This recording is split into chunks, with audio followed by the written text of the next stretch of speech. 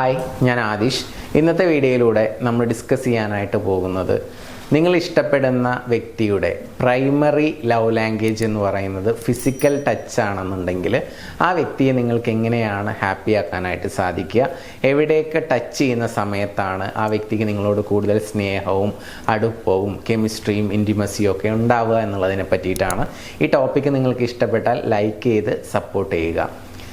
Total 5 love languages ആണുള്ളത്. ഒന്ന് words of affirmation എന്ന് പറയും, രണ്ടാമത്തേത് ക്വാളിറ്റി ടൈം എന്ന് പറയും, മൂന്നാമത്തേത് ആക്ട്സ് ഓഫ് സർവീസ്, നാലാമത്തേത് റിസീവിങ് ഗിഫ്റ്റ്സ്, അഞ്ചാമത്തേതാണ് ഫിസിക്കൽ ടച്ച് എന്ന് പറയുന്നത്. അപ്പോൾ നിങ്ങളുടെ പാർട്ട്ണറുടെ അല്ലെങ്കിൽ നിങ്ങൾ ഇഷ്ടപ്പെടുന്ന വ്യക്തിയുടെ ലവ് ലാംഗ്വേജ് എന്ന് പറയുന്നത് ഏറ്റവും കൂടുതൽ ഇമ്പോർട്ടൻസ് ഉള്ളത്, പ്രൈമറി ആയിട്ടുള്ളത് ഫിസിക്കൽ ടച്ച് ആണെങ്കിൽ അവിടെ കൈകൾ ഹോൾഡ് ചെയ്യുന്നത് എപ്പോഴും അവർക്ക് നല്ലൊരു ആശ്വാസം നൽകും. മാത്രമല്ല, നിങ്ങൾ ആ കൈകൾ ഹോൾഡ് ചെയ്യുന്നതിലൂടെ അവർക്ക് നിങ്ങളോട് വളരെ വലിയ രീതിയിലുള്ള സ്നേഹം തോന്നും എന്നുള്ളതാണ്.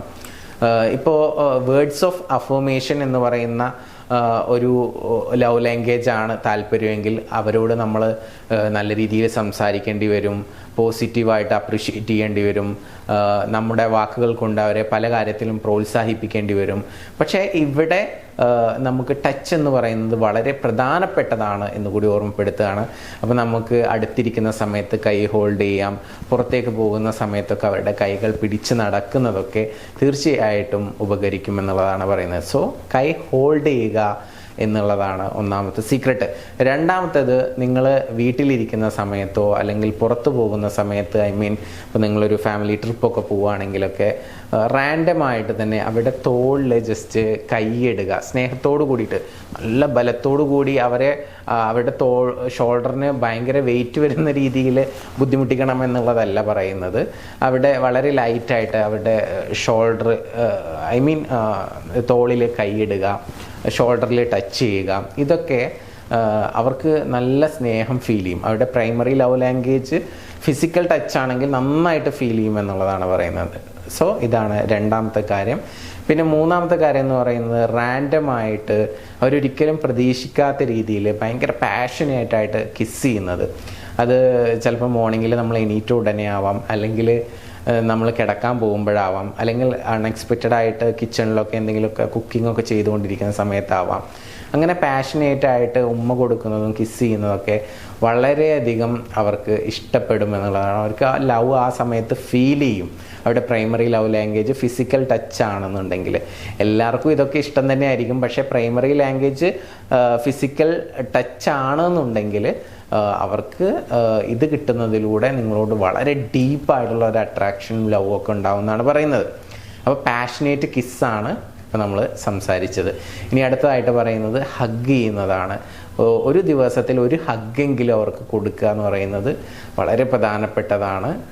അവരുടെ നീഡാണത്. സോ നിങ്ങളത് കൊടുക്കുക എന്നുള്ളതാണ്. കോൺഷ്യസ് ആയിട്ട് തന്നെ കൊടുക്കുക. പിന്നെ അടുത്തതായിട്ട് പറയുന്നത്, അവരുടെ പുറകുവശം മസാജ് ചെയ്ത് കൊടുക്കുന്നത് അവർക്ക് നിങ്ങളോടൊരു ഡീപ്പ് അട്രാക്ഷൻ ഉണ്ടാക്കാൻ വളരെയധികം ഹെൽപ്പ് ചെയ്യും. പിന്നെ അതുപോലെ തന്നെ ഇപ്പോൾ നമ്മൾ ഒന്നിച്ച് TV ഒക്കെ ഇരുന്ന് കാണുകയാണെന്നുണ്ടെങ്കിൽ അവിടെ കൈ തലോടി കൊടുക്കുക, അല്ലെങ്കിൽ കാല് ജസ്റ്റ് ഒന്ന് ഒഴിഞ്ഞു കൊടുക്കുക. ഇങ്ങനെ ചെറിയ രീതിയിലുള്ള ആ ഒരു ഫിസിക്കൽ ടച്ചോട് കൂടിയിട്ട് നിങ്ങൾ എന്തെങ്കിലും എൻ്റർടൈൻമെൻറ്റ് ഷോസോ അല്ലെങ്കിൽ സിനിമയോ ഒക്കെ കാണുന്നതൊക്കെ അവർക്ക് വളരെയധികം ഒരു ഡീപ്പ് കണക്ഷൻ ക്രിയേറ്റ് ചെയ്യാൻ സഹായിക്കും എന്നുള്ളതാണ്. സോ ഇത്തരം കാര്യങ്ങളൊക്കെ നിങ്ങളുടെ പാർട്ട്ണറുടെ ആ ഒരു primary love language physical touch ആണെന്നുണ്ടെങ്കിൽ ശ്രദ്ധിക്കുകയാണെന്നുണ്ടെങ്കിൽ വളരെ മനോഹരമായിട്ടുള്ള ഒരു കെമിസ്ട്രി ക്രിയേറ്റ് ചെയ്തെടുക്കാനായിട്ട് സാധിക്കും. അല്ലാത്ത ആളുകൾക്ക്, ഇപ്പോൾ ചില ആളുകൾക്ക് ഇത്തരം കാര്യങ്ങളോടൊന്നും ആയിരിക്കില്ല താല്പര്യം.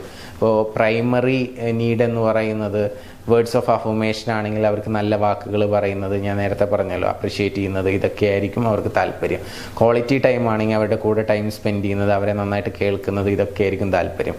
അപ്പോൾ എന്തായാലും ഇത്തരം കാര്യങ്ങളൊക്കെ ഒന്ന് കോൺഷ്യസ് ആയിട്ട് അപ്ലൈ ചെയ്ത് കൊടുക്കുക. ഇപ്പോൾ പലപ്പോഴും ഈ കൈ ഹോൾഡ് ചെയ്യുന്നതൊക്കെ പല ആളുകളും തിരക്കിലും കാര്യങ്ങളിലൊക്കെ മറന്നു പോകുന്നതാണ്.